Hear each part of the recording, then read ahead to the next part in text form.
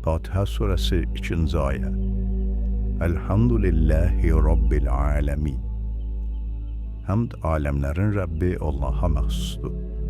Ayənin təfsiri. Dünya Allahın rəhmətinə qərq olub.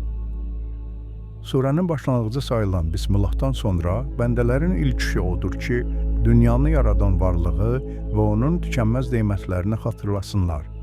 Bu nemətlər insanın öz varlığını bürümüş və insana Allahı tanımaq, eləcə də ona bəndəlik yolunda bəndəçilik edir.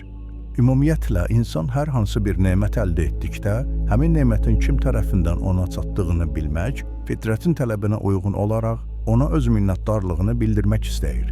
Buna görə də müsəlman sxolastikləri sxolastika elmində Allahı tanımanın səbəbləri mövzusundan danışarkən bildirirlər ki, həm fitrət, həm də ağlın tələbinə görə bu səbəblərdən bir nemət verənə şükür etməyin vacibliyidir.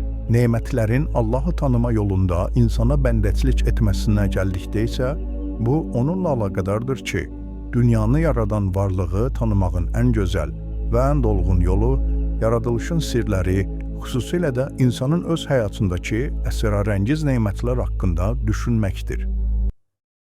Daha çox insan faydalansın deyə bu videonu bəyən və yadda saxla.